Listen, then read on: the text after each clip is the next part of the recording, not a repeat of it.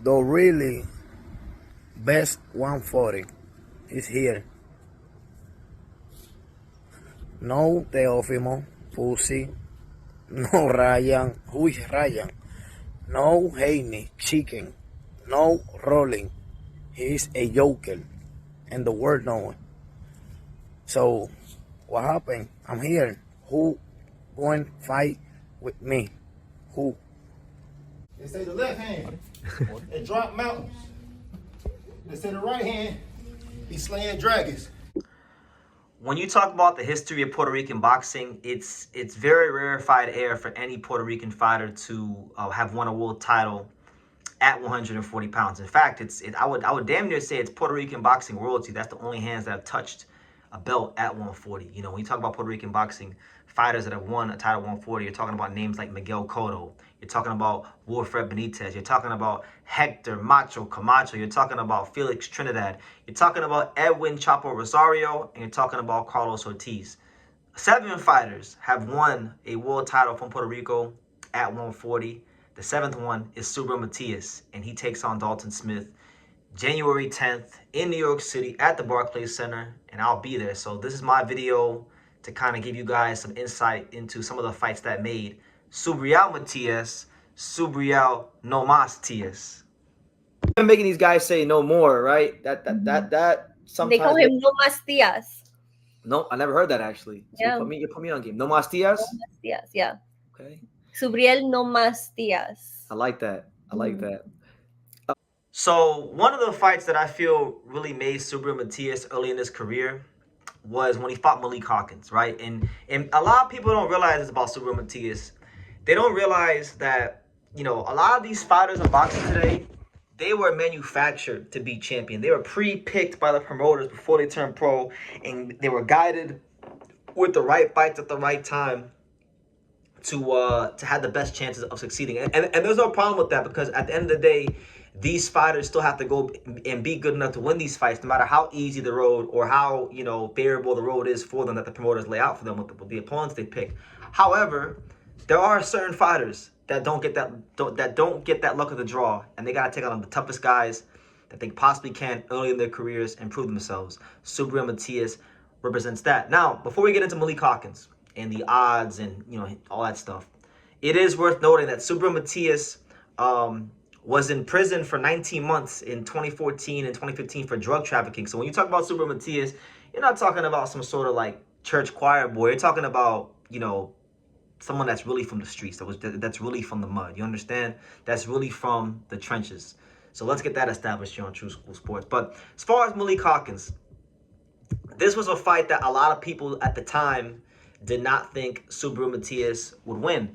Not the matchmakers, not the boxing fans, and not even the odds makers, because Subriel Matias opened up at the sports book. He opened up as a 3.5 to 1 underdog. He closed at like, you know, almost even money at plus 100. So people, you know, some money moved in on Matias, but still, he opened up as an underdog, right?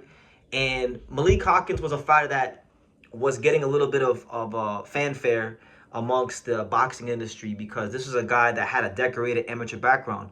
Malik Hawkins had an amateur record of 160 wins and only 15 losses.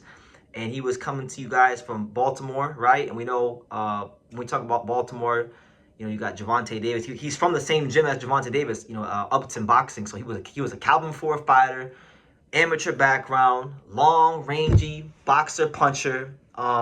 Big things were expected of Malik Hawkins. And this was supposed to be a fight that was supposed to be, I don't want to say a stepping stone, but it was a fight that he was supposed to win. A fight that would give him good experience that he would win. And not only was it not that for him, it was the worst nightmare to ever. It was the worst thing that ever happened to his career, because Subriel Matias beat the hell out of Malik Hawkins. He beat him up really badly.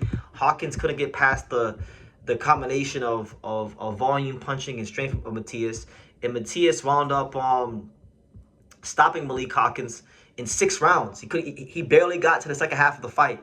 And that was really, to me, I feel, one of the first statement victories of his career. Obviously, you know, he had the Maxime Dadashev fight 2 fights before that, and that put a lot of people on notice. But I would say, you know, because of the height that Hawkins had at that time, being a Calvin Ford fighter, being from the same gym as Gervonta Davis with the amateur background he had, and the fact that it was during COVID. So at that time, anybody in boxing that was putting on real performances, I especially on Showtime, because Showtime Boxing did a great job during COVID and gave people a lot of great matchups and things of that nature. So he put himself on the map at a time where boxing was looking for stars during COVID. And, you know, this to me is one of the true defining fights of his career. Hawkins was 18-0.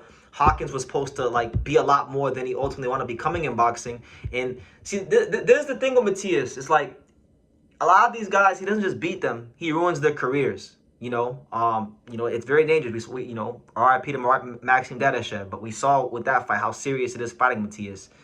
Malik Hawkins only fought one more time after the Matias fight, and he lost a points decision to Richard Hitchens.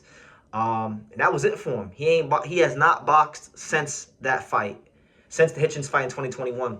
And I really believe ultimately it was the Matias fight that led to his ultimate downfall. I know Hawkins had a fight against Darwin Price, but the fight before that, and he had some weight problems going into that fight. But really, the Matias fight was the fight that really did him in, and he was never the same after.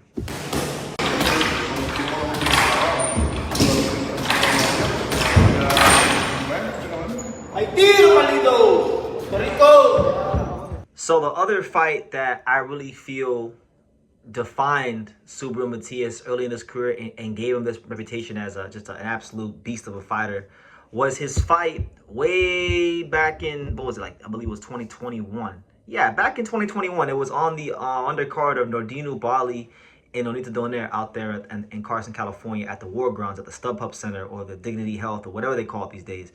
Really, really, really interesting fight because at the time, you know, Jukembayev was an undefeated fighter. He was a big-time puncher then. He's still a big-time puncher now. He's sporting a 70% knockout ratio. But right now, he's 24-1 right now. So even almost half a decade later, he still hasn't lost since the Matias fight. And he's on a what is he? He's like on a 6-fight winning streak. He's on a 6-fight winning streak since losing to Matias. But it was a really interesting fight because he's a southpaw power puncher. He's from Central Asia, so he has that aggressive southpaw, you know, Central Asian style that the Uzbek fighters have, that the Kazakh fighters have. And he was going up against the volume punching style of Matias. And it was one of those fights where, you know, at range, at mid-range, when Jukembayev could extend those arms, he was clipping Matias in the middle of a lot of those a lot of his flurries. And he was getting his respect. He's probably one of the only guys I've seen hold the center of the ring and even push Matias back a little bit in their fight. But ultimately, you know, Matias got to him in the 4th round. He wound up dropping him in the 4th round. And then we got to the 8th round, and Jukembayev's cornerman, Manny Robles, he decided, you know what, I've seen enough, and he pulled him out of there. And funny enough, the fight was very, very close in the cards, and it shows you that Jukembayev belongs at the top level of boxing because Jukembayev was down, what was it, 74-77 on one card, on 2 cards, and 75-76 on the other. So he was right there fighting tooth and nail with Subriel Matias, and even now, like, he's still ranked. He's the number 13th ranked IBF contender. Yeah, number 13 ranked, or no, WBA. The number 13 ranked WBA contender. So he's still a guy that's very much in the hunt for a world title. Nobody's beating him. You know, he's not a guy that a lot of these other opponents are jumping up to fight because he's very dangerous. And he's been in, Jukembayev has been embedded in that Terrence Crawford camp. And so, you know, the Terrence Crawford camp only has, for the most part, top fighters, you know, like the best of some of the Terrence Crawford, you know, Keyshawn Davis at one point, you know, Shakur. Only the best of the best are working on Bomac and Terrence, and he's been working with them. So that tells you everything you know about Jukembayev. But Matias made Manny Robles pull him out in 8 rounds and say no mas. And when you go back also and you look at the odds of that fight, you know, it was damn near even money. Matias opened up as a +100 underdog. He closed as a -145 favorite with Jukembayev being a +100. So it was damn near even money. And he came through that fight. So it goes to show you that Subriel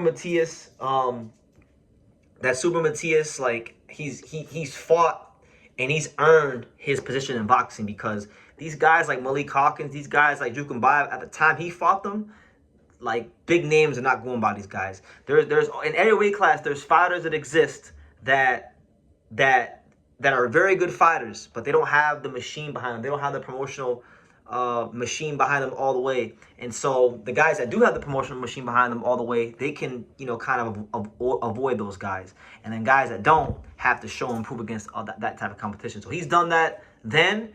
He's looking to do it now on a bigger stage as the main event at the Barclays Center against Dalton Smith. And as another fighter, you know, another really good fighter. I believe, if I'm not mistaken, I could be wrong. I'm pretty sure Dalton Smith has never lost. He's undefeated his damn self.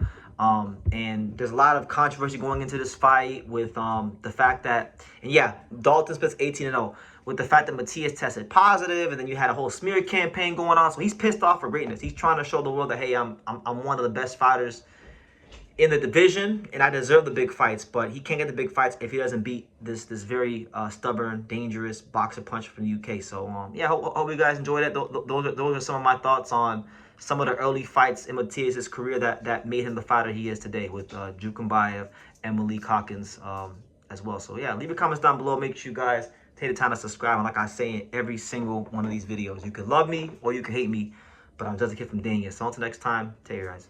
Thank you for watching True School Sports. Thank you for watching another video on the untouchable True School Sports empire, the home of boxing. We're on the road to 100,000 subscribers, guys. So help us keep being great. Help us keep pushing out that real boxing content for the fine folks all around the world. And make sure you jab, you hook, you Mike Tyson, you Mayweather that subscribe button. Pops, show them how do they gotta hit the subscribe button. Pop, pop.